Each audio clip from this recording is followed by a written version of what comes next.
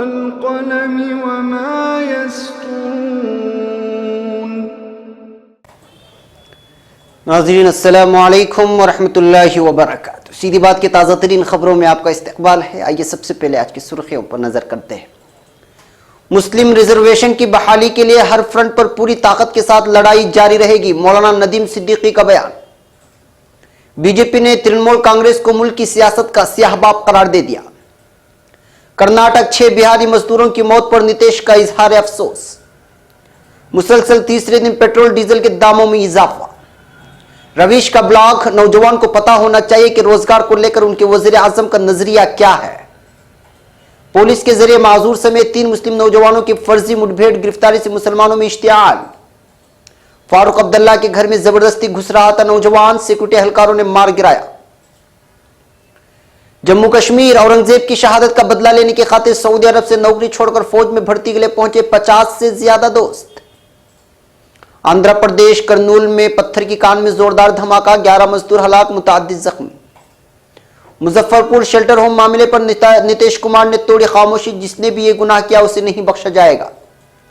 कांग्रेस ने लगाया मरकजी हुकूमत पर मेहुल चोकसी को भगाने का इल्जाम। कांग्रेस वजीर आजम वजीर आला का नहीं करेगी ऐलान, नजरियाती इख्तिलाफ की बिना पर शिवसेना से इत्तेहाद नहीं। लखनऊ बारिश में 4 मकाना जमींदोज, 3 हलाक, 10 जख्मी। मुजफ्फरपुर शेल्टर होम के शर्मनाक वाकये के लिए नीतीश कुमार को शर्म आनी चाहिए, स्वाति मालीवाल का बयान। दफा 35 से छेड़छाड़ के भयानक नताइज बरामद होंगे, महबूबा मुफ्ती का इंतिबाह। तुर्की के साथ ताउन का मुकम्मल इरादा रखते हैं, अमेरिका का बयान। सऊदी अरब का सलामती काउंसिल से हुसियों के खिलाफ मुतहरिक होने का मुतालबा। सदर एर्दोगान ने 400 नए मंसूबों पर काम शुरू करने का ऐलान कर दिया। खामिनेई मुर्दाबाद के नारों के साथ एहतिजाज तेहरान जा पहुंचा। डेनमार्क में हिजाब पहनने पर देना होगा 10,000 रुपए का जुर्माना। नाज़रीन अस्सलामु अलैकुम वरहमतुल्लाहि वबरकातुहू। सीधी बात की ताज़ा तरीन खबरों में आपका इस्तकबाल है। मैं अंसार अजीज नदवी आज की खबरों की तफसीलात लेकर आपकी खिदमत में हाजिर हूं। आइए खबरों की तफसीलात पर नजर करते हैं। पहली खबर मुंबई से है।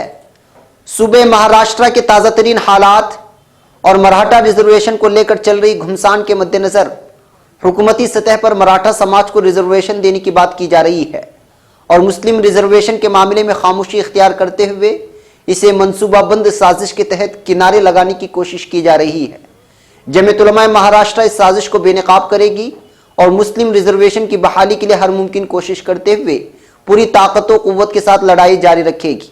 इन ख्यालात का इजहार आज यहाँ जमीयत उलमा महाराष्ट्र के सदर मौलाना हाफिज मोहम्मद नदीम सिद्दीकी ने जमीयत लीगल सेल की माहाना खुसूसी मीटिंग में रिजर्वेशन पर तबसरा करते हुए किया। मौलाना नदीम सिद्दीकी ने मजीद कहा कि मराठा रिजर्वेशन को लेकर चल रही गहमा गहमी और मुसलसल एहतिजाजात के चलते बिला तफरीक तमाम सियासी पार्टियों के रुझान को देखते हुए मराठा रिजर्वेशन मिलना तकरीबन मिलना तय माना जा रहा है।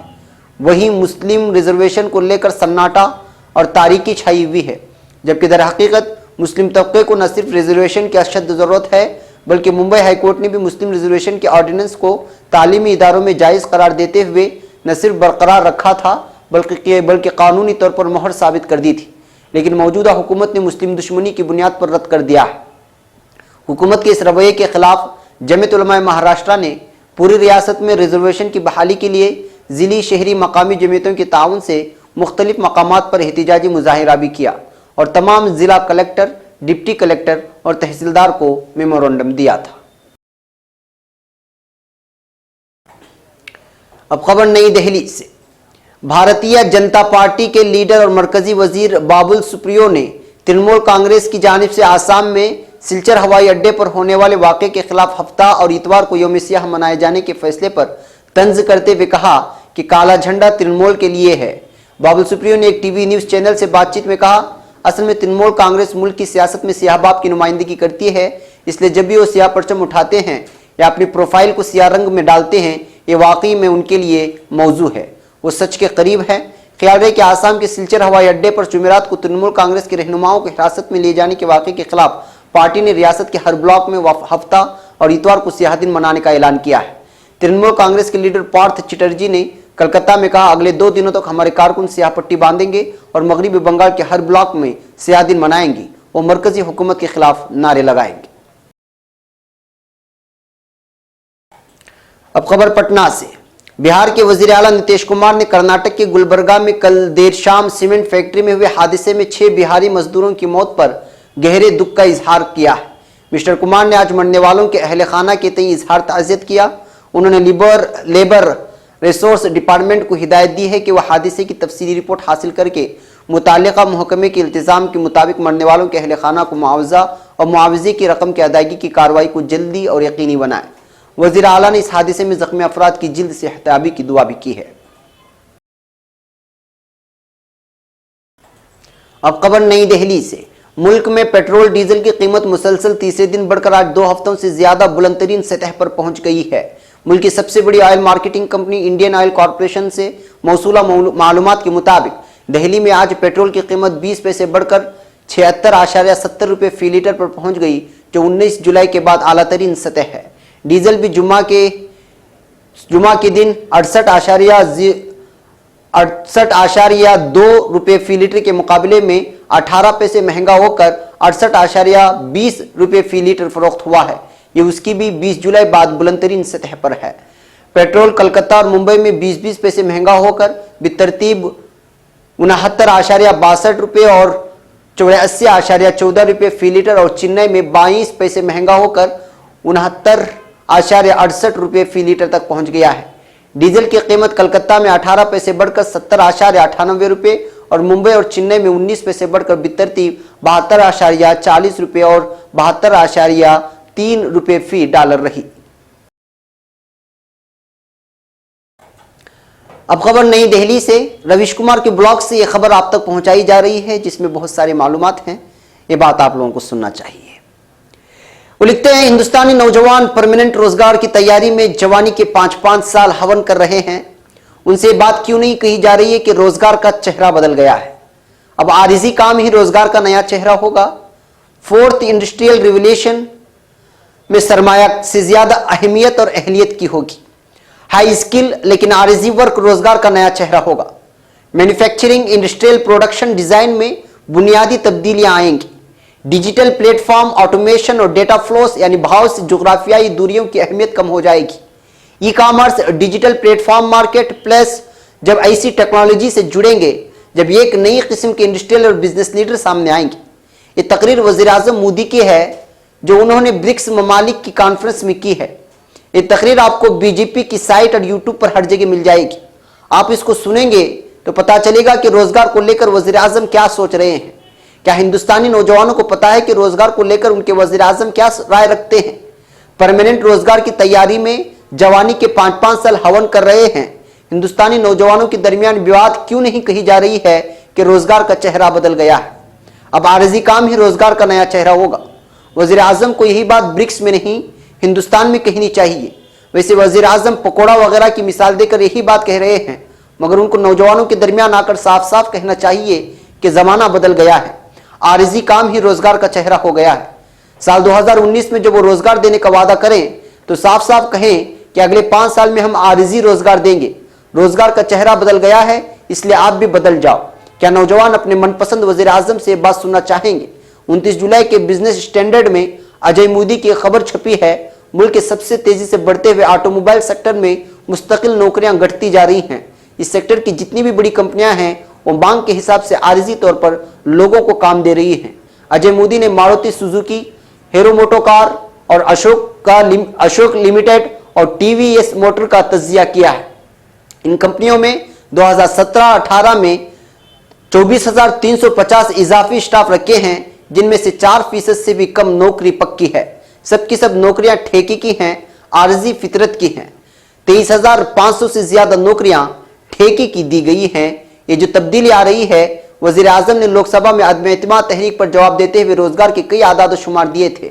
आप इस तकरीर को फिर से सुनिए। वैसे रोजगार को लेकर रिसर्च करने और लगातार लिखने वाले महेश व्यास ने 24 जुलाई के बिजनेस स्टैंडर्ड में इनकी तकरीर की तनकीद की है। अब खबर प्रतापगढ़ से। ऑल इंडिया मजलिस इत्तेहादुल मुस्लिमीन ने उत्तर प्रदेश में प्रतापगढ़ जिले के थाना कंधई पुलिस के जरिए गुज़िश्ता बुध की शाम बेकसूर माजूर समेत 3 मुस्लिम नौजवानों की फर्जी मुठभेड़ में गिरफ्तार करके जेल भेजने के मामले को संजीदगी से लेते हुए जिला मजिस्ट्रेट व पुलिस सुपरिंटेंडेंट को मेमोरेंडम देकर बेकसूर नौजवानों के साथ इंसाफ करने व पुलिस एहलकारों के खिलाफ कार्रवाई का मुतालबा किया है। ऑल इंडिया मजलिस इत्तेहादुल मुस्लिमीन के जिला सदर इसार अहमद की क़यादत में एक वफ़द ने जिला मजिस्ट्रेट व पुलिस सुपरिंटेंडेंट से मुलाकात करके दिए गए मेमोरेंडम में इल्ज़ाम आयद किया है कि थाना कंदई पुलिस ने गुज़िश्ता 21 अगस्त की शाम तकरीबन 7 बजे मोहम्मद आरिफ, इकरार अहमद व मोहम्मद शरीफ को गिनेडिया चौराहा ईदगाह के पास वाक़े चाय की दुकान पर चाय पीते वक्त बगैर किसी जुर्म की हिरासत में लेकर 2 अगस्त को फर्जी पुलिस मुठभेड़ दिखाकर जराइम नंबर 18/272 दफा 307 ताज़रात हिंद के तहत मुकदमा दर्ज करके जेल भेज दिया है।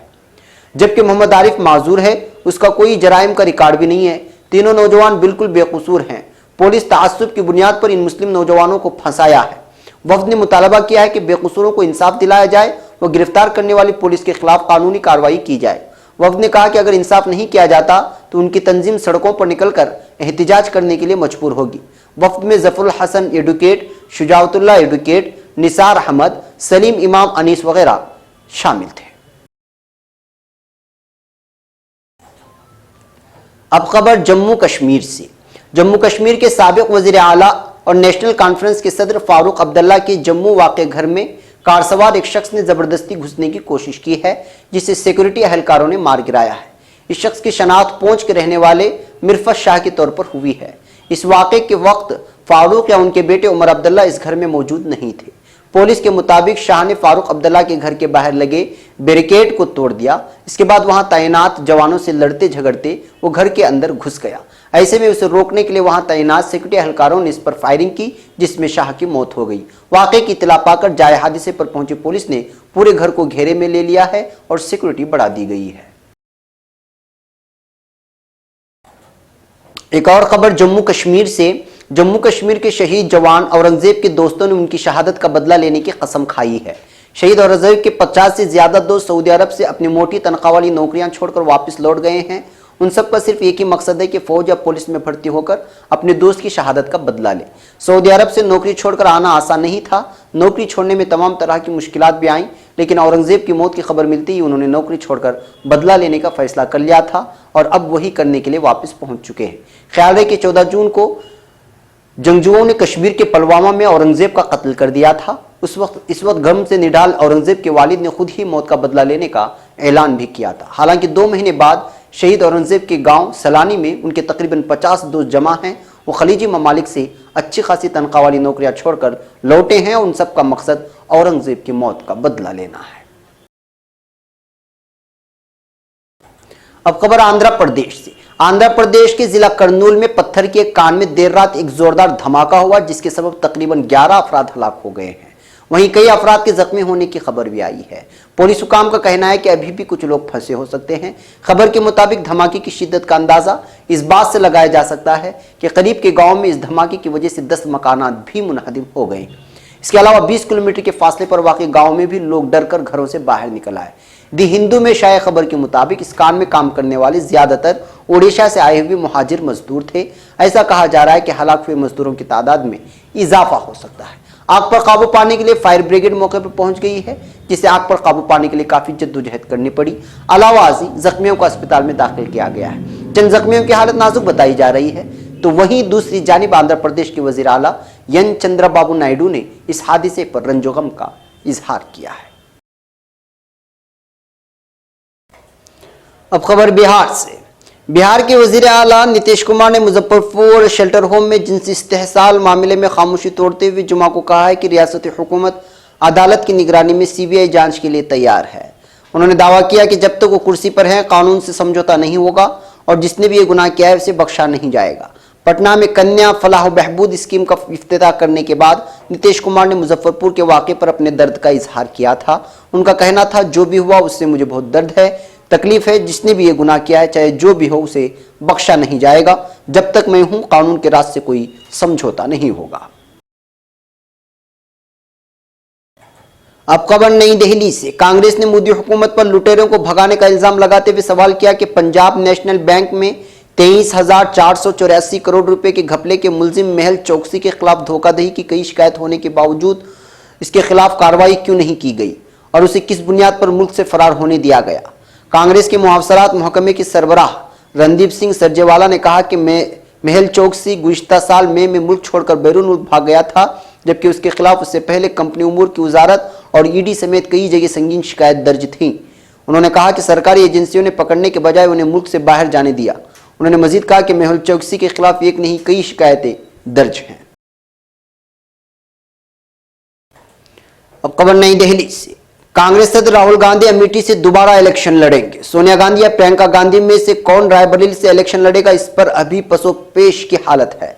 जराये के मुताबिक राहुल गांधी ने कहा कि मध्य प्रदेश, राजस्थान और छत्तीसगढ़ में किसी शख्स को वजीर आला के तौर पर पेश नहीं किया जाएगा और इलेक्शन इज्तिमाई क़यादत में लड़ाया जाएगा। राहुल गांधी उन तीनों रियासतों में इत्तेहाद की जीत के तय मुतमईन हैं। इंदिरा गांधी से वजीर आजम मोदी के मुआवजने पर उन्होंने कहा कि इंदिरा गांधी और वजीर आजम नरेंद्र मोदी का मुआवजना नहीं हो सकता। जराये के मुताबिक राहुल गांधी ने कहा कि मोदी वजीर आजम तभी बनेंगे जब 230 से 240 सीट आए, लेकिन मुझे यकीन है कि इत्तेहाद अगर बेहतर रहा तो यूपी, बिहार, महाराष्ट्र में हमें ज्यादा सीटें मिलेंगी और मोदी को इत्तेहाद की मुआविन जमातें और वजीर आजम नहीं बनने देंगी। शिवसेना से इत्तेहाद को मुस्तरद करते हुए कहा कि उनसे नजरियाती इख्तिलाफ है। उन्होंने कहा कि टीडीपी और शिवसेना अगर मोदी चेहरा ना हो तो बीजेपी के साथ जा सकती है।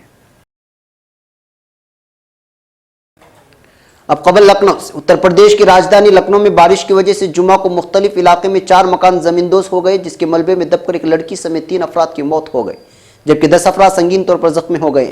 पुलिस ने बताया कि अमीनाबाद इलाके के गणेशगंज मोहल्ले में सुबह तकरीबन 8 बजे बारिश के दौरान एक खस्ता हाल इमारत गिर गई। इस हादसे में संगीन तौर से जख्मी ईशी उम्र 10 उसकी मां सरिता मिश्रा 35 को अस्पताल ले जाया गया, जहां इलाज के दौरान लड़की की मौत हो गई। उन्होंने बताया कि मुरली नगर में खस्ता हाल मकान ढह जाने से इम्तियाज और कल्लू की मौत हो गई। संगीन तौर से जख्मी 3 लोगों को सिविल अस्पताल में भर्ती कराया गया है। इधर अमीनाबाद में बताशे वाली गली में एक खस्ता हाल इमारत तेज आवाज के साथ जमींदोज हो गई, जिसके मलबे में 5 लोग दब गए।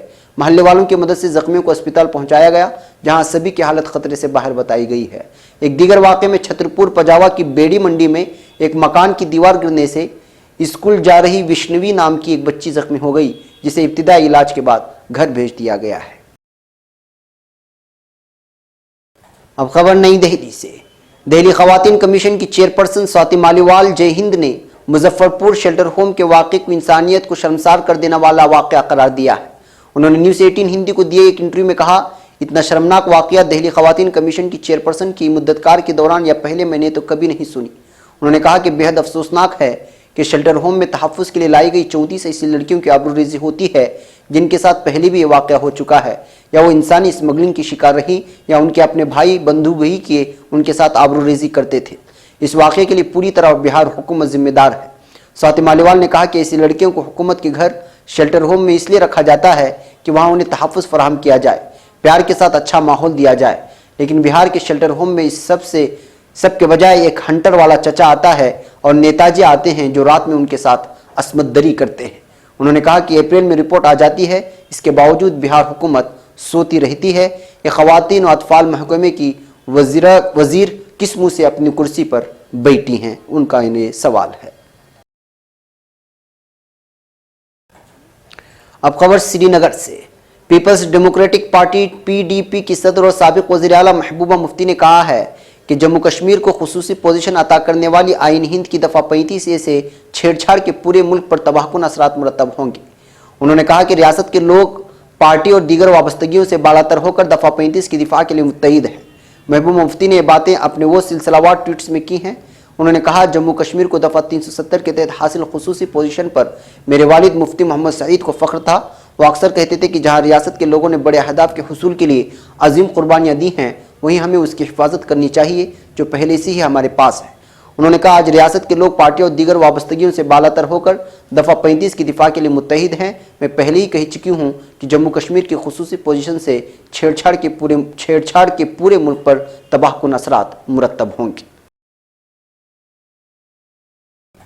अब खबर अमेरिका से, अमेरिकी वजीर खारिजा माइक पोम्पियो का कहना है कि अमेरिका नेटो इत्तेहाद में अपने हलीफ तुर्की के साथ ताउन की सूरत में काम करने का मुकम्मल इरादा रखता है। पोम्पियो के मुताबिक वो उम्मीद रखते हैं कि तुर्की में गिरफ्तार अमेरिकियों का मामला आइंदा दिनों के दौरान किसी सूरत हल हो जाएगा। वाशिंगटन ने गुज़िश्ता हफ्ते तुर्की के 2 वजीरों पर पाबंदियां आयद कर दी थी। ये इकदाम अमरीकी पादरी की एंड्रयू ब्रेंसन के मामले के सबब सामने आया।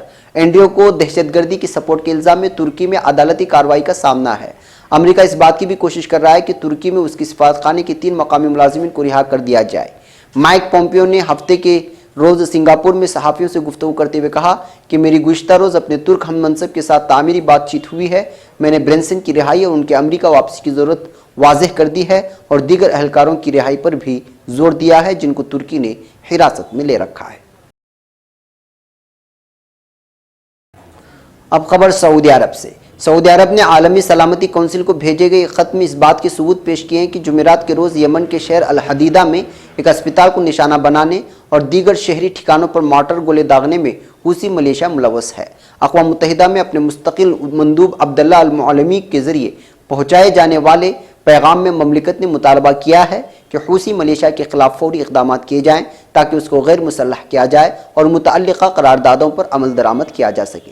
इससे कबल यमन में आईनी हुकूमत को सपोर्ट करने वाले अरब इत्तेहाद के तर्जुमान कर्नल तुर्की अल मालिकी ने जुमे की शाम इस बात के सबूत पेश किए कि अल हदीदा सूबे में शहरियों को निशाना बनाने और अस्पताल पर मार्टर गोलों से हमले में बागी हूसियों का हाथ है। अब खबर तुर्की से। तुर्की के सदर रजब तैयब एर्दोगान ने इतला दी है कि तुर्की के इराक में मौसल और बसरा कौंसल खाने में 100 दिन के अंदर दोबारा काम शुरू करने जा रहे हैं। एर्दोगान ने ऐवान सदरी की काबिना के 400 मंसूबों पर मुश्तमिल 100 दिनों पर मबनी एक अमली मंसूबे का ऐलान किया है। अमली मंसूबे में मुआसलात से लेकर तवानाई तक, इक्तिसादियात से लेकर सनअत तक, खारिजा तिजारत से लेकर शहरी मनसूबाबंदी तक और टूरिज्म से लेकर नौजवानों और खेलों तक मुतअद्दिद उन्वानात के अहदाफ शामिल हैं। इस प्रोग्राम में बजट और सरकारी खजाने के हवाले से उठाए जाने वाले इक़दामात भी शामिल हैं। बेशतपे कौमी सकाफत व कन्वेंशन सेंटर में 100 साला योमिया अमली मनसूबाबंदी तारुफी इजलास में एर्दोगान ने दरमियानी मुद्दत के प्रोग्राम को इस माह के अख्तिताम तक राय आम्मा के सामने पेश करने की मनसूबाबंदी का भी बताया है। 2019 था 2023 के दौरानिया से मुतालिक हिकमत अमली मनसूबों पर काम शुरू होने की वजाहत करने वाले एर्दोगान का कहना है कि माह नवंबर के अख्तिताम तक हम इसको भी पाए तकमील तक पहुंचाने का हदफ रखते हैं। अब खबर ईरान से। ईरान में हुकूमत के खिलाफ एहतिजाजी मुजाहिरों का सिलसिला मजीद वुसअत इख्तियार कर गया है। ज़राए अबलाग के मुताबिक ईरान के दारहुकूमत तेहरान के कूचों व बाजार में भी खामिना-ई मुर्दाबाद के नारों के साथ एहतिजाज जारी है। अल अरबिया के मुताबिक तेहरान के वली अस्र चौक में हज़ारों अफराद ने जुमा के रोज़ हुकूमत के खिलाफ जुलूस निकाला। मुजाहिरीन ने हाथों में बैनर्स और कतबे उठा रखे थे जिन पर खामिना-ई मुर्दाबाद और आमरीयत मुर्दाबाद के नारे दर्ज थे। अब खबर डेनमार्क से। डेनमार्क में अवामी मकामात पर चेहरा ढकने वाले निकाब या हिजाब पर 1 अगस्त से पाबंदी के बाद पहली बार 28 साल एक औरत पर इस कानून की खिलाफ वर्जी करने के इल्जाम में जुर्माना आयद किया गया है। ये जानकारी मीडिया की रिपोर्ट में मिली है। पुलिस ड्यूटी अफसर डेविड बोरकेरसन ने रतजाओ न्यूज एजेंसी को बताया कि पुलिस को होर्शलम के एक शॉपिंग सेंटर में बुलाया गया था। यहाँ कल एक खातून का निकाब एक दूसरी खातून ने फाड़ने की कोशिश की, जिसके बाद उनके बीच झगड़ा हो गया। बोरकेरसन ने कहा, झगड़े के दौरान खातून का निकाब उतर गया था, लेकिन जब तक हम पहुंचे उसने दोबारा निकाब पहन लिया था। पुलिस ने निकाब पहनी औरत की तस्वीर ली और शॉपिंग सेंटर से सिक्योरिटी कैमरा फुटेज निकाला। उसके बाद निकाब पहने हुए औरत पर 1000 कर्नर तकरीबन 10,000 रुपये जुर्माना लगाया गया। इसके बाद उसे अवामी मकाम छोड़कर जाने या निकाब हटाने को कहा गया तो उसने अवामी मकाम छोड़कर जाना पसंद किया। यहाँ 1 अगस्त से ये ज़ाब्ता बनाया गया है कि पूरे चेहरे को ढकने वाला बुर्का या सिर्फ आंख नजर आने वाला निकाब अवामी मकामात पर पहनने पर तकरीबन 1000 कर्नर का जुर्माना अदा करना होगा। नाज़रीन, ये थी आज की ताज़ा तरीन खबरें। अगली ताज़ा तरीन खबरों के साथ फिर आपसे मुलाकात होगी। इजाज़त से पहले फिर वही अपील कि आप हमारे चैनल को सब्सक्राइब करना और हमारे वीडियोस को शेयर करना हरगिज़ न भूलें।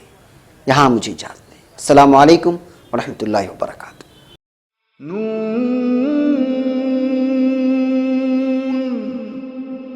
वल क़लम वमा